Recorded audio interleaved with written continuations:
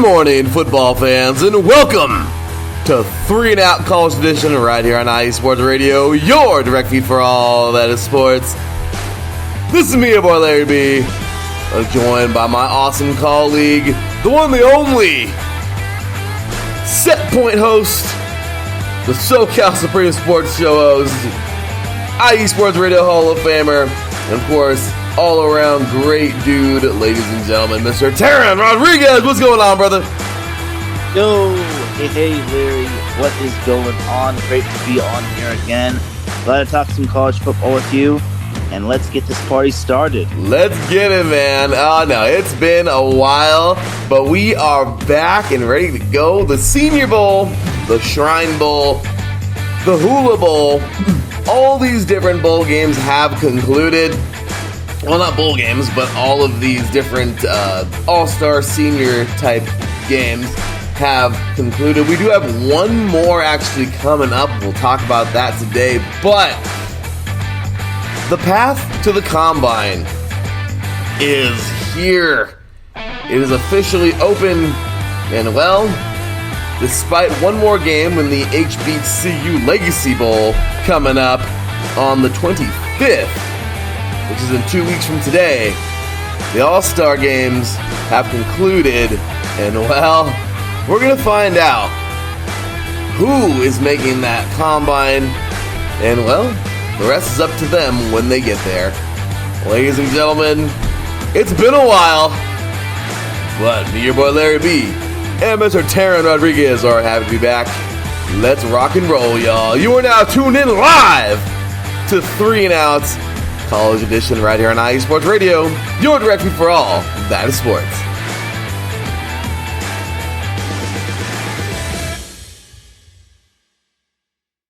Welcome, ladies and gentlemen. It has been too long. My goodness, Taron, what has it been? Almost, my gosh, I think our last show, our wrap-up, was on the 14th.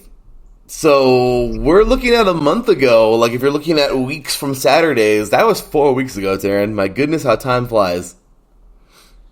Yeah, it does feel like a while since we last went live, but yeah, it feels good to be back, and it just felt a little empty not waking up at 6 a.m. to get up and hopefully get out of bed. Right? Oh, what the heck are we thinking, Darren? Getting up at 7 in the morning. Getting up to do a show at 7 in the morning on Saturdays for college football. Yep. We're that dedicated. Right? Exactly. I'm about to say, I guess we just love it that much, right? But, man, well, first things first, but how have you been, man? Long time no. I mean, I know we have our meetings and everything, but since, we haven't done the show and everything, how have you been, man? You've been pretty good. I know you're doing great with the volleyball thing right now.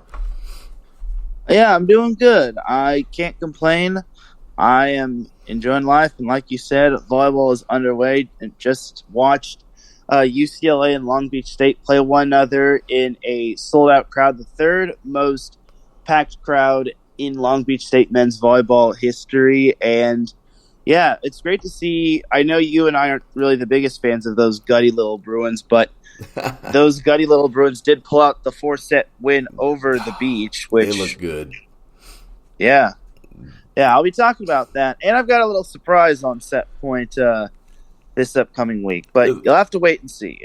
I'll tell you what, Darren, that was a great one, man. You actually this is pretty cool. You got John Spurall on an interview for Set Point, which is freaking awesome, man.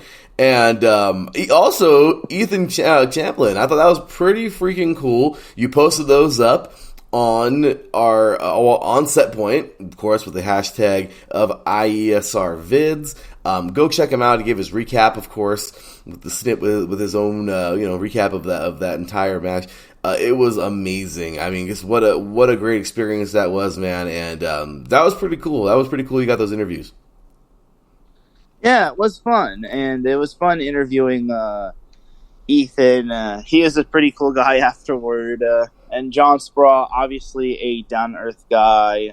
And obviously it was a tough one for Long Beach State, tough week. But my MO is, and this is for all sports for the most part outside of college football, it's better to lose now than to lose when it truly matters the most. Yeah, no, absolutely, Darren. So here we are, good sir. We're doing so many great things in and of course here at IA Sports Radio, and well, we're just continuing it on here, dude. We saw ourselves some pretty cool stuff in the Senior Bowl and the Shrine Bowl, and I know we there was also a few more. Like I said, the Hula Bowl, that was the Saturday right after the national championship. We also had the NFLPA Collegiate Bowl. And that was also, another solid game. But so many great players. It's incredible, Darren, that only, I think just around 300, that's usually the lucky number, get invited to the Combine. I mean, insane, right, Darren? You get all these players out there, and, well, only around 300 invites are sent out. Yeah, it's quite fascinating, if you ask me, just because, like you said, only 300 invites get handed out. It's kind of like Willy Wonka and the Chocolate Factory and the golden tickets and whatnot. But overall, yeah, I think if you're selected, I think that's a great honor for you to basically showcase your skills. And whether your team comes out on top, I think you should be honored and basically be happy to basically be nationally televised and to get that opportunity to show NFL scouts what you can do. Exactly, man. I got the golden ticket.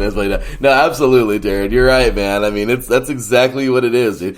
And you get to showcase. That's all. That's it. No one says you're getting picked, right, Darren? No one says you're getting picked.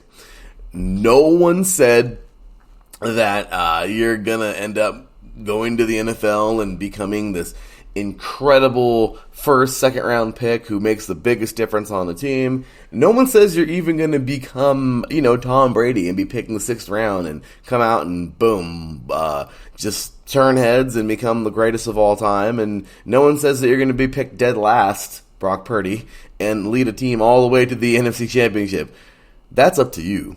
This is just the interview, right? I mean, I love how they said that, like how in years past, how like the commercial was like dear applicants, you are to show up on this day, whatever. Remember those commercials, Jared? Yeah, I do. And man, it's just like it's crazy. I mean, your foot's in the door now. What you do with it is up to you. And a lot of these athletes, man, I loved it. A lot of guys went out there and balled out. Some, it's going to happen every year. You're going to get some who don't show out completely. You're going to get some who look extremely good. You get all these different players. And then you get the ones who look really, really good. And then, well, guess what? It's showtime.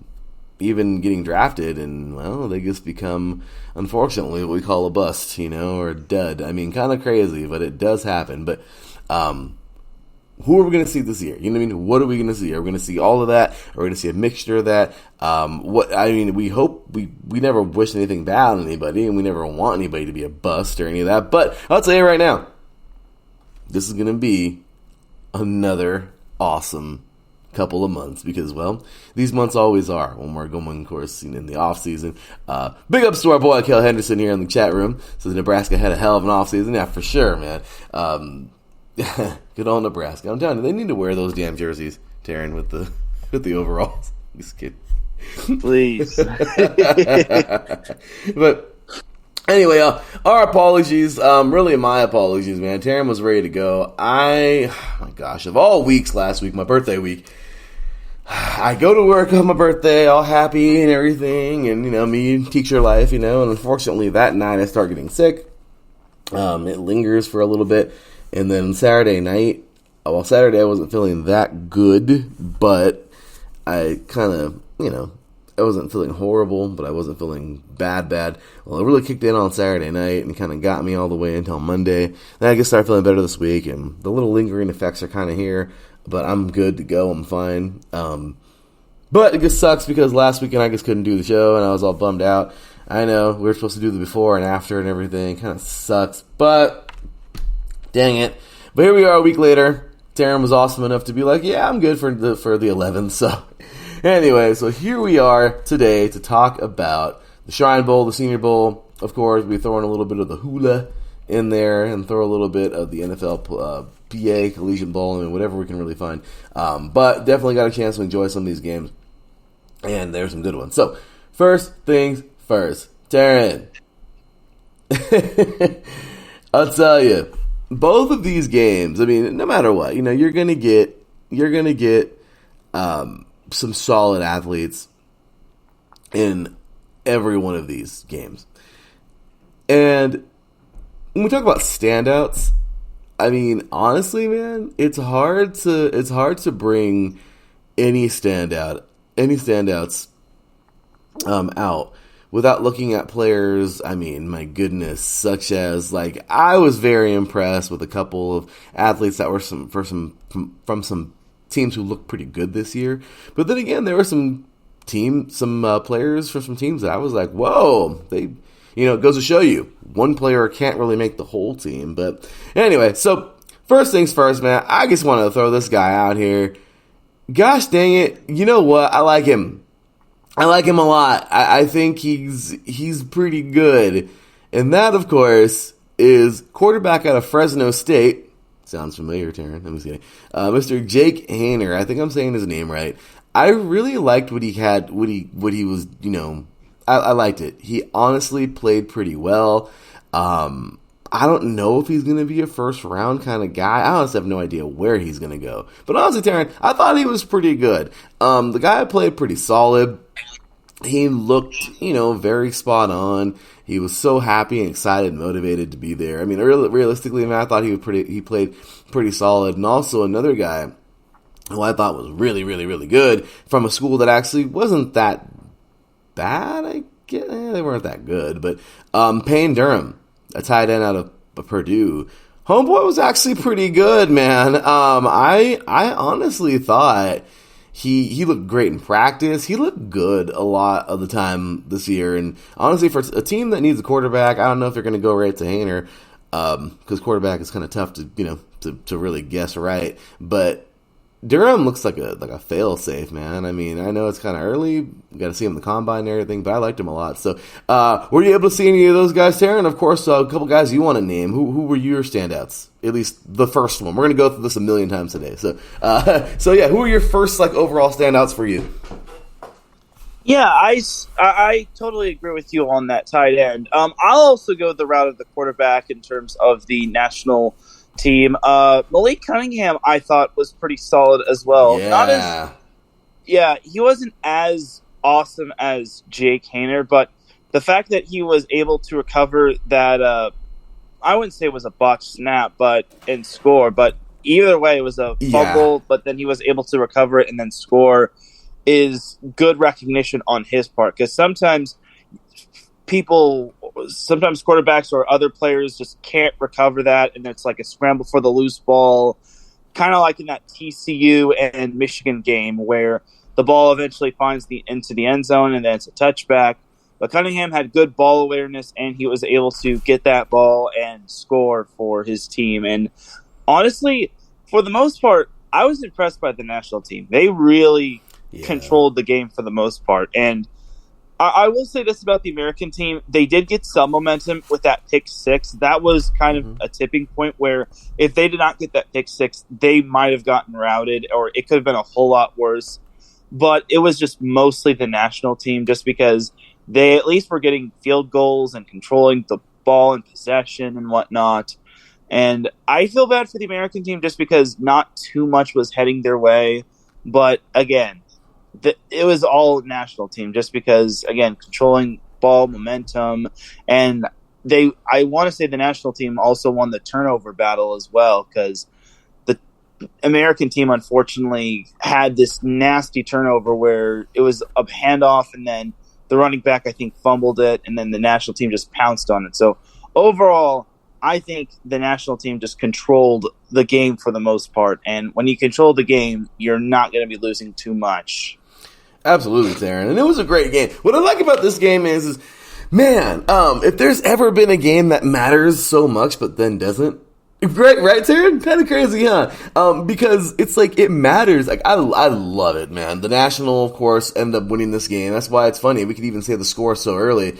27-10. I mean, it was a great football game overall. I think the score doesn't reflect anything of how a lot of these players, played. But definitely the national team was on one, man. I loved it. Definitely. We'll get into that in just a little bit, some stats and everything too. But some more standouts here in the chat room. Big ups to our boys, man. Mr. Cale Henderson and Mr. Adam Karnick.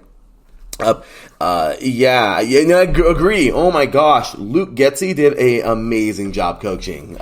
Very, very, very good coach. So I will say this right now.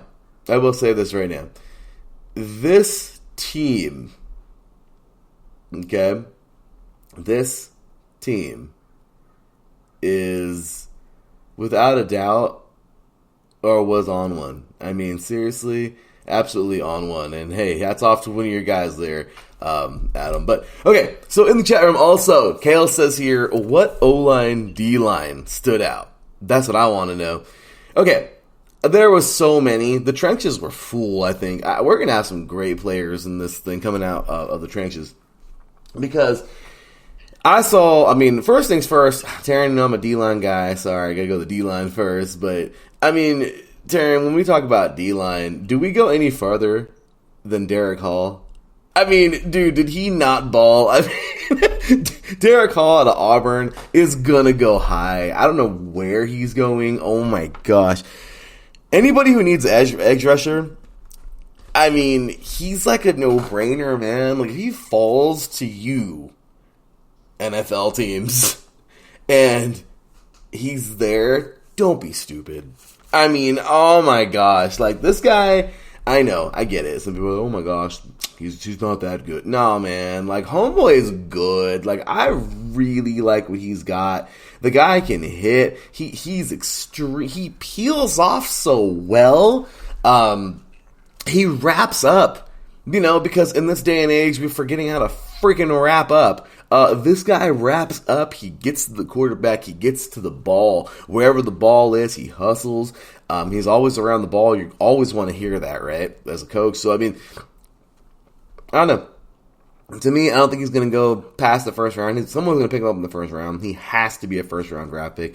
But I really like what I saw to him. And then in the trenches for the offensive line, I don't know if you agree with this or not, Taryn, but I think, honestly, there was, my gosh, if there's anything that this draft is going to be rich in, it's going to be offensive line. Taryn, there was a lot of offensive linemen in this draft.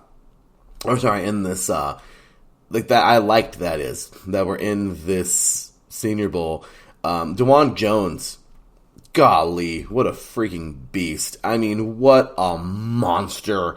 Dude was, this guy, 6'8", 375 pounds, Darren. He's a big boy. And the guy can block, man. I like his first step. He's got a very stout stance. You can tell he can sit back on his heels. But he's got lots of, he brings tons of momentum.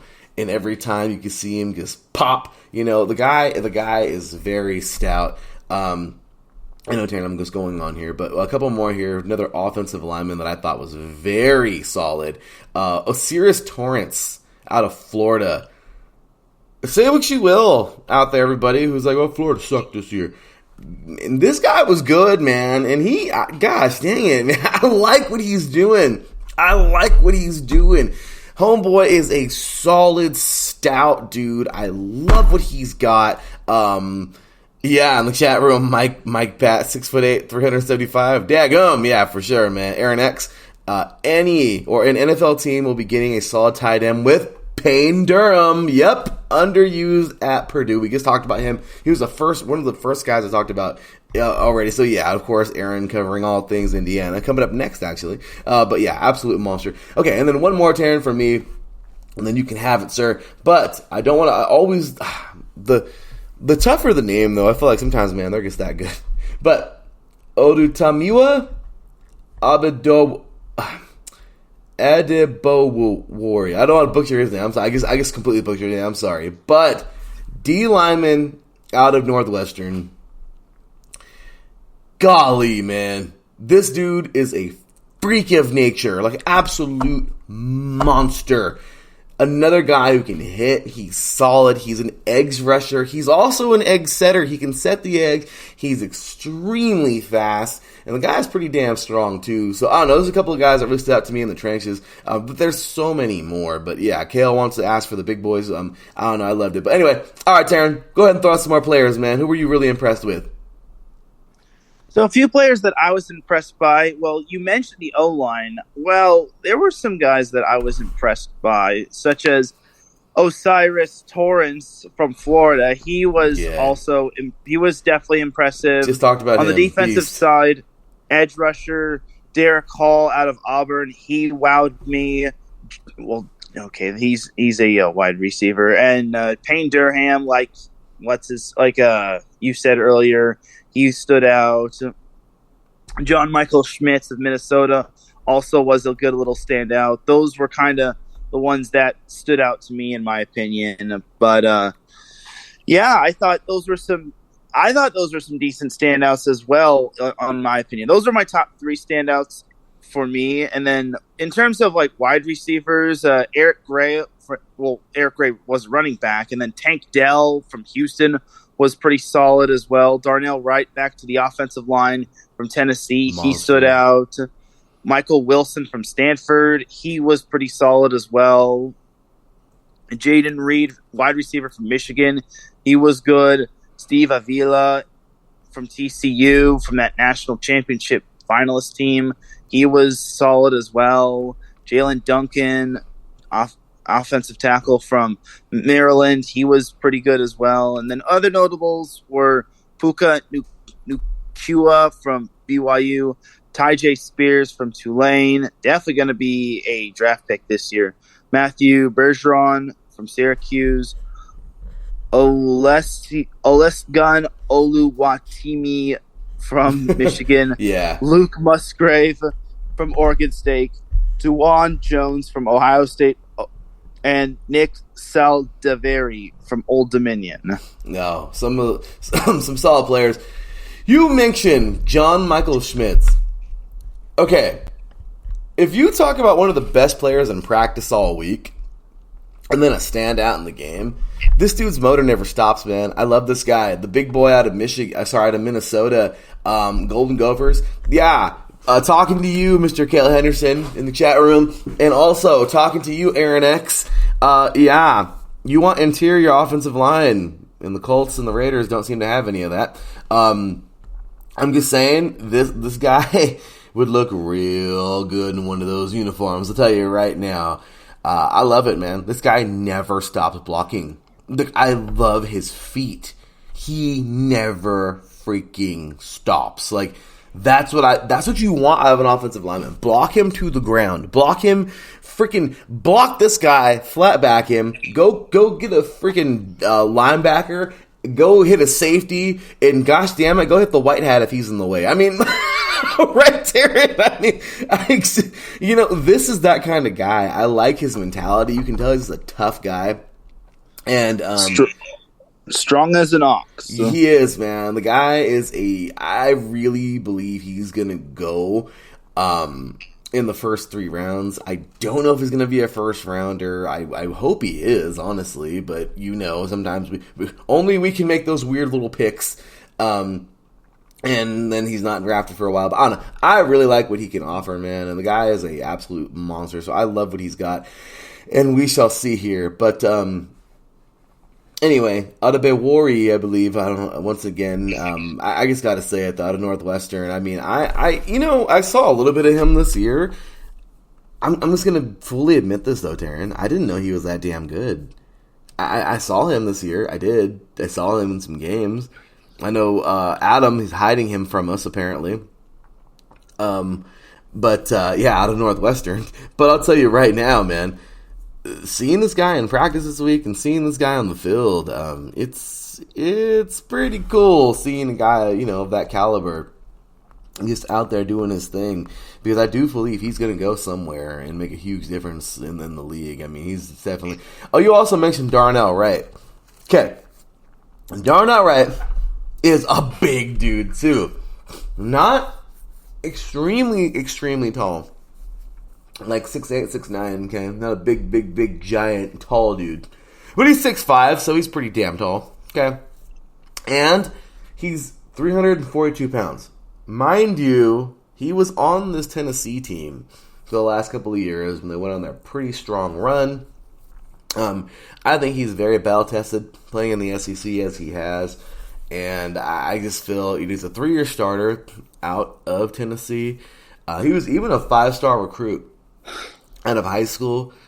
Darnell Wright, another player who I seriously feel is going to make a splash somewhere.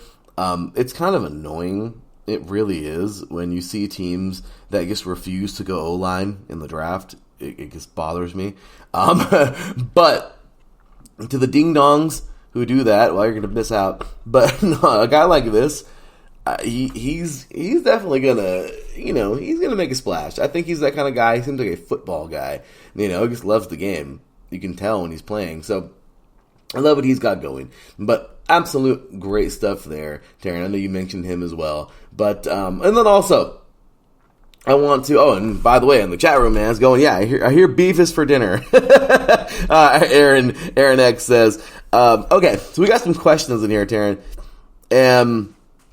My goodness, I gotta go back for these. Adam Karnick asks, should the Bears pass on Will Anderson because there's more depth at edge with guys like that? Ah, man. Oh, man. That's kind of tough. Well, I'll tell you right now. I mean, the Bears need a lot of help. There's no doubt about that. But Will Anderson's a generational talent, man, coming out of Alabama. The guy's a freak of nature. I think you need to pick him up if he's available. But that's for sure. Adam also says, I feel that if the Bears could match Fields with either one of the Senior Bowl rosters, it would be a massive improvement. No, agreed. There's a guy here, Darren, you mentioned him already, a guy who I thought was very, very good. And, well, he's from Big Ten neighborhood over there. And that, of course, is a guy who I think would be very nice paired with Fields over there. A wide receiver out of Michigan State. He is somebody who I feel like maybe didn't get the recognition he should have this year. I don't know. Thought he was pretty good. But of course that is Mr. Oh, where's my notes? Jaden Reed. I thought he was very, very good. And personally, he's somebody that can really, I don't know, I feel like he can work with like a major scrambling quarterback. He's kind of everywhere. This guy is kind of like a scrambling receiver. I love it. I love what he's got here. Also, if you're looking for linebackers, somebody who was very underrated, I feel, that he's going to go somewhere in the league and ball. Ivan Pace, linebacker out of Cincinnati. I thought he really, really impressed out there. And really, I mean, there's guys like that can make the difference so fast. So, anyway, Darren, yeah, man. So, just some great athletes here, some solid players. Anybody else who you thought stood out pretty well? Well, you also you were talking about how Northwestern had some guys and how they were hiding some players. Well, you kind of remember, and I don't mean to flash this back to a draft that one of my teams kind of took back in 2020, but Northwestern did have Rashawn Slater, who was a beast of a left tackle, but Adetomiwa Adebawore was pretty impressive as he won measurements by measuring in with a 34-inch arm span, despite being only 6'1" and 284 pounds, and he was both a standout in the run game and passing game, and he used his length and leverage to his advantage, and he had a nice bevy of pass rushing moves, and he flashed some lateral quickness and agility, and he won a few reps against North Dakota State's Cody Mauch. And keeping with the trend of Northwestern, Evan Hull was surprisingly one of the better running backs on the national team. He had a solid build, and he had a thick lower body, and his ability to bounce off first contact and having a natural burst to get on him was pretty NFL caliber like, and he was one of the best, if not the best, on the national team in terms of pass blocking and pass protection as well. So he could possibly be underrated, maybe an undrafted free agent, if not a late draft pick.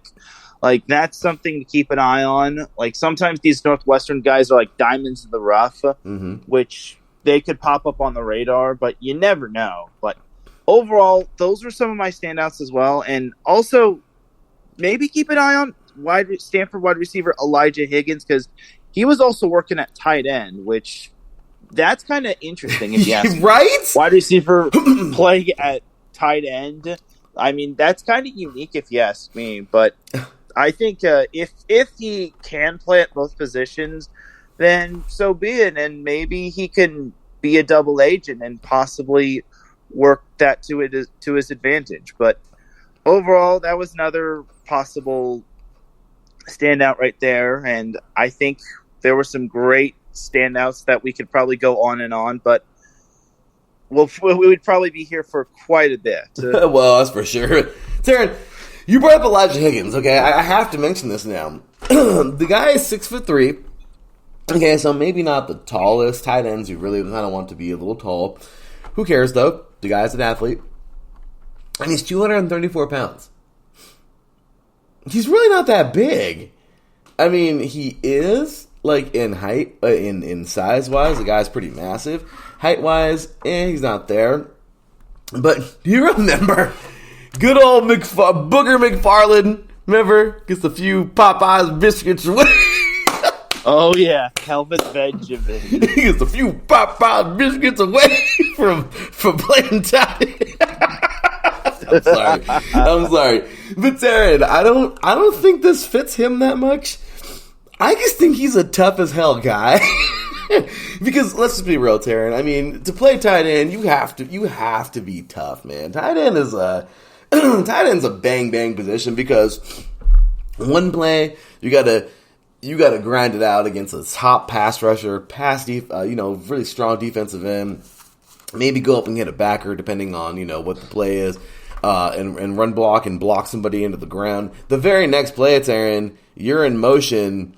And you're going across on a drag route or something like that, and you got to use those same exact hands that you just used to block someone, to the ground to catch the ball and then take off of the field. I mean, it is such a unique position, right? I mean, it's crazy to think, that a guy that's supposed to be, a receiver, set on just pure speed, he's extremely fast. I mean, he's a really good player, but really crazy how cool you brought him up, Darren.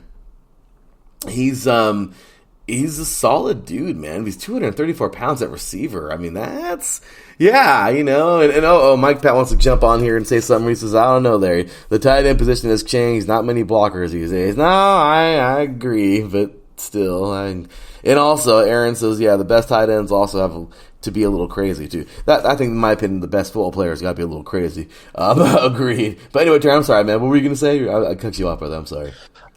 So I was about to go over some notes from the game. According to Sports Information Solutions, 60% of his route runs over his career have come from the slot, and he's been more effective running over the middle on crossing routes than on wideouts. And he has a frame that would allow him to add weight without losing any speed, which I think, could be quite something if you ask me. And who knows? That could probably be a diamond in the rough receiver / tight end. Agreed. But obviously, if you were to play tight end, you'd have to put on more bulk, and you'd have to help block and as well. But you never know. I think Elijah Higgins could be a possible steal or a possible breakthrough player. Agreed. No, I'm with you, Darren. I think Elijah Higgins is pretty strong. A guy we get to see a little bit of here in the Pac-12. But and I also want to go another route really fast, Darren. Eric Gray. You mentioned him as well earlier. I don't know, Darren. I'm not talking crap here, but it wasn't really a running back or receiver rich tie. I thought the trenches, it was majorly rich in the trenches this year. But there were some gems outside of them in the skill positions, and I thought, man, Eric Gray out of Oklahoma You know what, man? You want a guy like one of those versatile backs that can catch the ball, and head upfield or just run between the tackles. I mean, honestly, if you're looking for that, I don't think you're going to get very many of that this year. But Eric Gray was pretty damn solid. Oklahoma was just treacherous this year. I mean, we know they were bad, Darren. We talked about them a lot this year, unfortunately, in a bad way. But you know what? He was one of the, I guess you could say, one of the highlights of the team. He was one of the sparks of hope for them all year. And I just feel like right now this guy can be a solid athlete. I don't know who's going to pick him up. Don't know what round he's going to go in, honestly.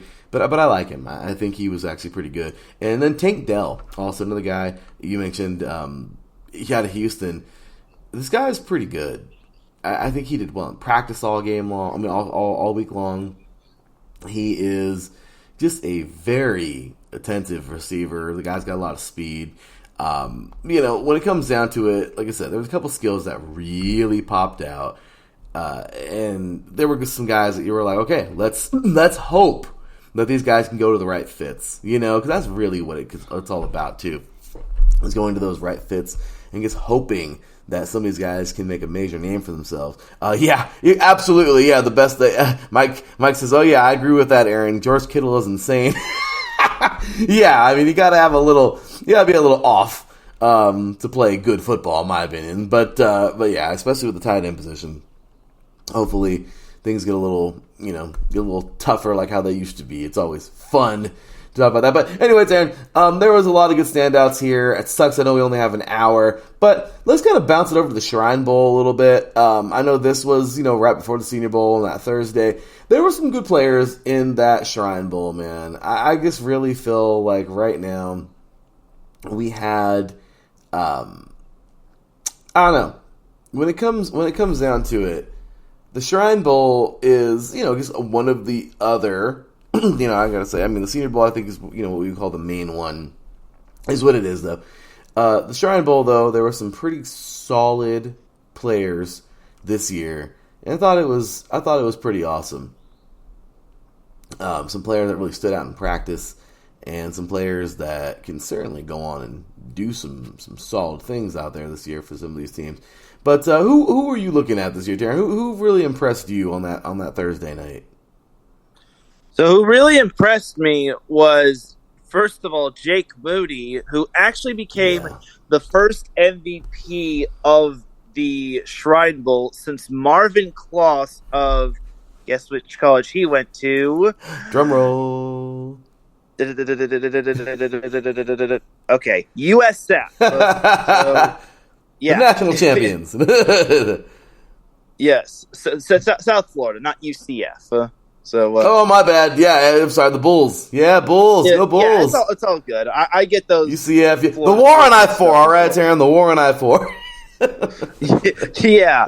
But, Jake Moody was someone I was rather impressed by. I mean, this game was kind of an interesting game just because it was basically every time an offensive drive occurred, something unfortunate happened. Whether it was seriously a third down stop or a turnover, this was quite the interesting match. As A.T. Perry, I thought what stood out. A.T. Perry from Wake Forest stood out. B.J. Thompson from Stephen F. Austin also stood out. Offensive tackle Connor Galvin from Baylor stood out. Edge rusher, I already talked about B.J. Thompson. Terrell Smith from Minnesota, cornerback, also stood out. Juice Scruggs from Penn State, center. That's a cool name, Juice Scruggs. Oh, I know, right? Center. Yeah, so those are some of my standouts right there. And it was great to see DTR. Now, I'm not going to say this in a negative way, but the quarterback play was a little I agree, Darren. Bad. I agree. It wasn't the best, but it certainly was not the greatest. I mean, DTR was serviceable, as well as the Illinois quarterback and the other quarterbacks happening. But unfortunately, it wasn't all flash and glitz and glamour. But you have to give credit to those defenses. Those defenses ate. And every time we were thinking, oh, this is going to result in a touchdown. Nope. Interception or turnover or stop or anything of that sort. And basically there was not one touchdown in that Shrine Bowl. And if you're a fan of defense, this was your type of game. And if you're a fan of a kicker, or if your team is definitely in need of a kicker, Jake Moody is your guy. You got to get him. So, and the dude was automatic for the most part for Michigan. He was one of the reasons why Michigan won a fair chunk of their games. He wasn't the big reason why he won, or he wasn't the big reason why Michigan won their games, but he was one of the reasons. In a day and age where kicker is just right, I mean, you gotta love it. But no, it's Aaron. It was a very good game. I really enjoyed the Shrine Bowl. There's some major standouts this year, or I guess a few actually. I mean, maybe not major, but no, there were some pretty good standouts this year. I got to mention this really fast here in the chat room. Aaron X says, on one hand, it's sad to see so many fine players opt out of these games. No, agreed. But on the other hand, it's nice to see some less covered players with the chance to showcase their talents. No, agreed. I love the small school guys. I mean, you guys know me. I'm a small school kind of guy. I just, sometimes the biggest, baddest players flop when the smaller school guys come in and make it happen in the league. And, we can only, it's just one of those things. I'm not against the big schools, but, I'm just saying it does happen. But in the Shrine Bowl, agreed, man. BJ Thompson, man. Talk about a monster. Small school guy, Taryn K out of SF Austin. A solid athlete. Somebody I really thought was just a good player. Solid guy. I think you also mentioned Connor Gavlin out of Baylor. Another freak of nature talent. I mean, the guy is a very stout offensive lineman. And realistically, another one of those guys who just throw on the beef, the beef wagon there. But there's also a guy out of Minnesota, another guy out of Minnesota that I thought was pretty good, Terrell Smith. Now, I don't know where I don't know, man. Corners, some people can say they're a dime a dozen. It is one of the hardest transitions to make in the NFL for sure. Transferring corner from college to the pros, but I like him, man. I think he can bat down balls. He's there. He plays the ball, not the receiver. I mean, the guy is a solid player. Don't know where he's going to go, but I liked him. Perry, of course, A.T. Perry out of Wake Forest. I mean, Wake Forest was solid this year. He was a big reason why. You have another guy, Juice Scruggs, who out of Penn State, a solid center. So, I mean, really, once again, another interior guy who was pretty good. But realistically, Taryn, we got a lot of pretty good players coming out. Tavion Thomas out of Utah, another guy who I thought was very, very, very good. Demario Douglas out of Liberty. But, of course, we can sit here and name drop all day. There were just some good players, that I think can these may be some later round guys. I know it's not the Senior Bowl, of course, but like I said, we only got an hour on air, too. So, Taryn, with that said, let's take a look and talk about some of the bigger names coming out this year who we're going to see in the Combine. And, who may be early on in the draft. So, Taryn, our first look, because, of course, you're coming along on the ride for 3 and out. Mike Pat, maybe get some John Felipe in there. We're getting ready to talk some Combine coming up, some draft. This is where our offseason really starts, Taryn. Our first look at some of these guys, man.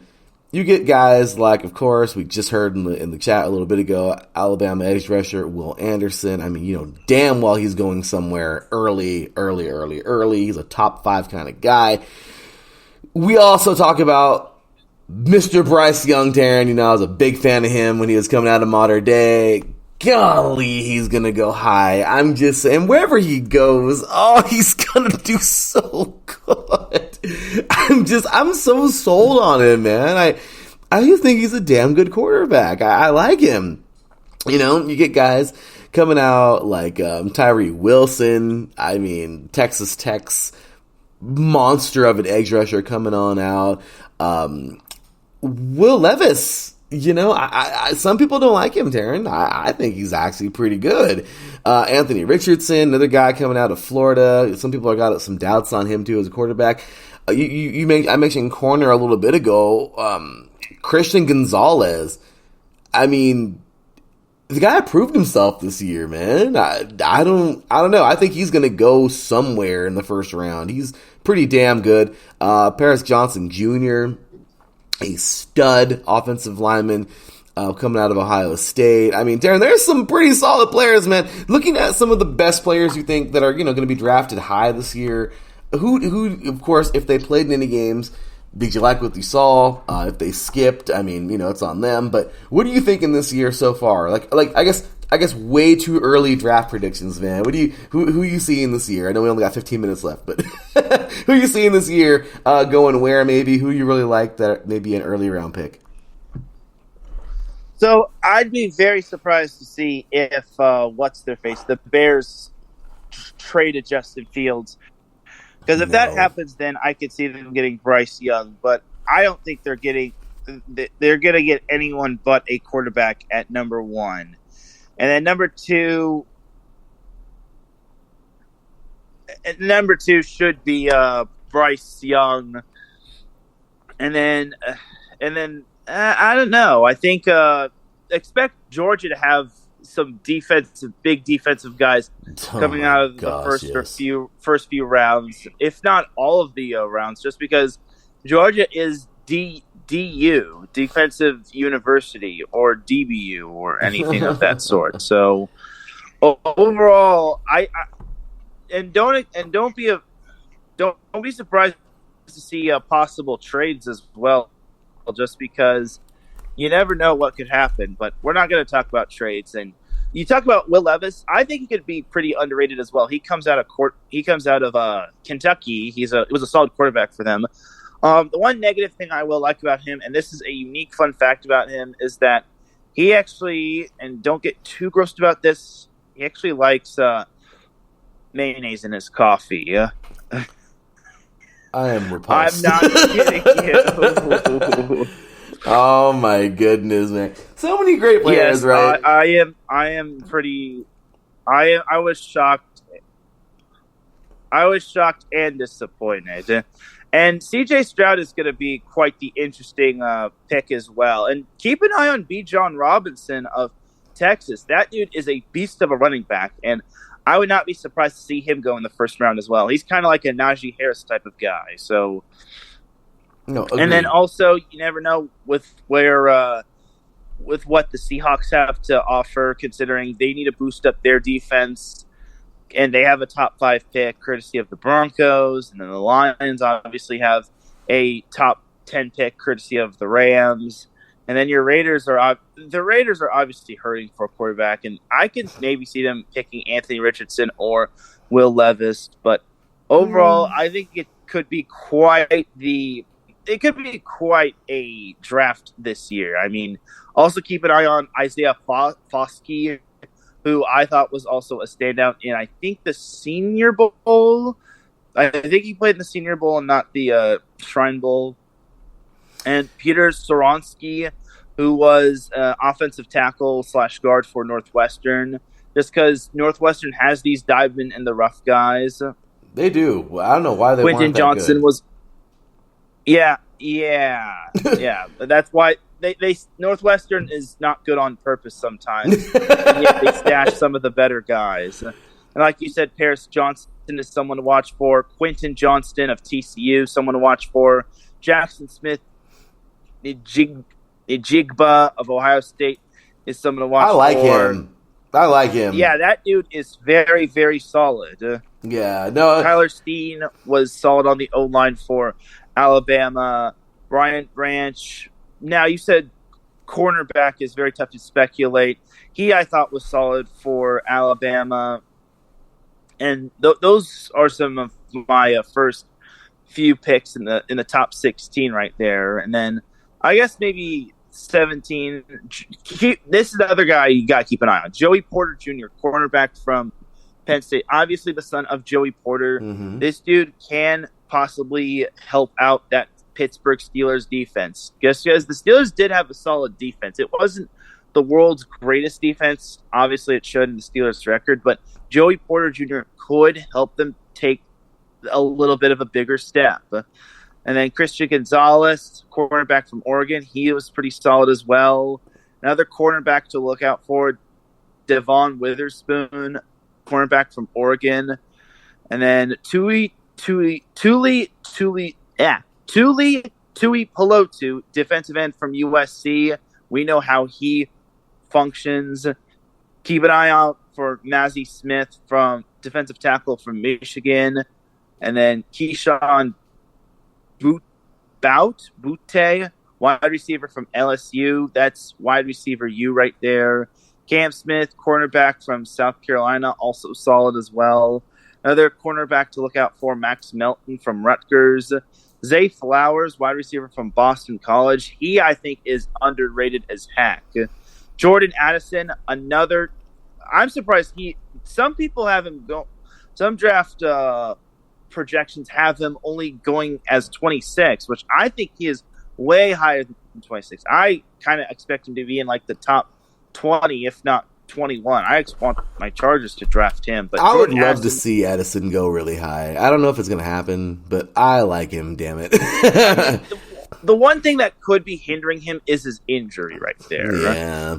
Yeah. Jalen Hyatt, wide receiver out of Tennessee. That dude is also projected to be up there. Michael Mayer. Now, I think he could be a whole lot higher than 28. There's one site that has him projected to be 28th at tight end, which if he falls to the Bengals, God, that's going to be scary for them. But can you imagine I think Michael Mayer could.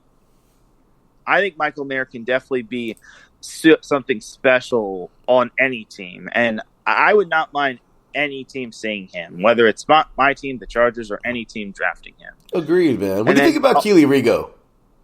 Ringo is a pretty solid man.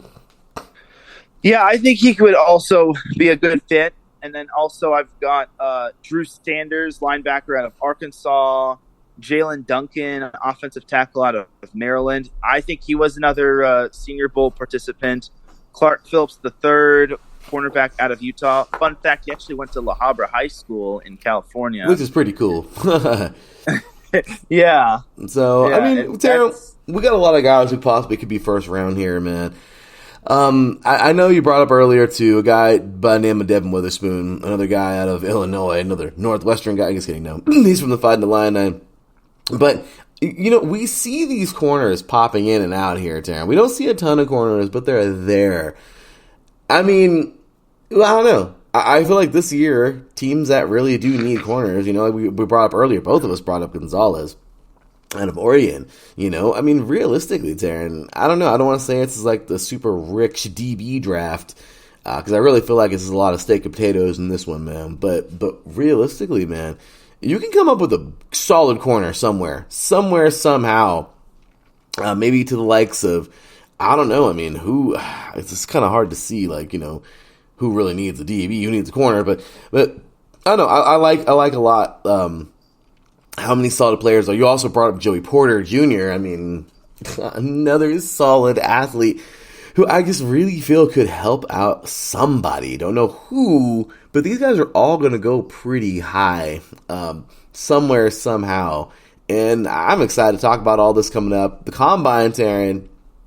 I did not mean to cut you off there, so sorry about that. But the Combine, man. The Combine, I mean, here we go, dude. February 27th. Through, I believe, the 6th, a full month of full week of NFL Combine. Measurables, all that good stuff, starting out with then on the field drills, with the bench press, all that. I mean, Darren, we got some cool stuff, man. I mean, this is a lot to look forward to. We are just like, my gosh, what a week in, 2 weeks and like 2 days out from the Combine. I mean, we're looking at all these stars here. Who's going to shine the brightest? You know, Taryn, we never know. Of course, we got our draft picks coming up. So, coming up, you guys, we are going to go ahead and have our Combine show sometime after the 6th. So, be looking for maybe the 11th. 1, 2, 3, 4 weeks from now, I guess you can say, after the combine. We'll talk about that. And then, of course, we'll have our good old pre and post draft show. Of course, the draft is the draft this year, April 27th to the 29th, Thursday, Friday, and Saturday, all 7 rounds. We'll probably do maybe the 22nd, I don't know, right around there, and maybe the 29th, or maybe even the 30th on that Sunday, depending. Of course, we got to get our draft shows, our mock drafts. Of course, good old Mike Pat helps coordinate that very well. And that's it, Aaron. Of course, those are our 3 and Out shows, by the way, not 3 and Out College Edition. This is the final 3 and Out College Edition of the calendar year until coming up in August.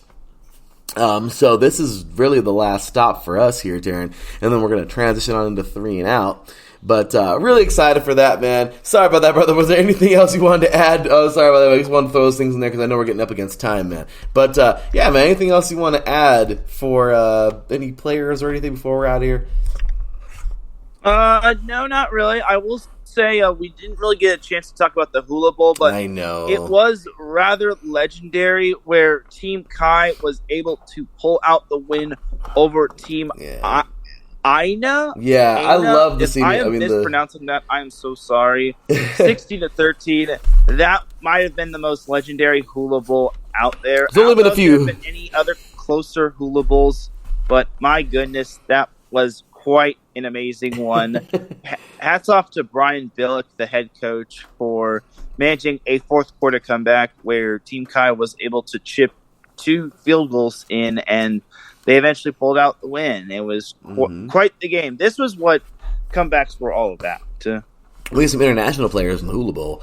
I love that game. It's a fun one. I know we didn't get a chance to talk about that one. Or the NFLPA Collegian Bowl. But, of course, just so you guys know, once again, we got coming up in 2 weeks from today, the HBCU All-Star game, you can say. That is coming up. It is Coach Prime taking on... Oh, sorry, not Coach Prime. Sorry. Coach Gaither taking on... Let me go and get those All-Star games up here. Taking on... I just had it and I lost it. Wonderful. All right.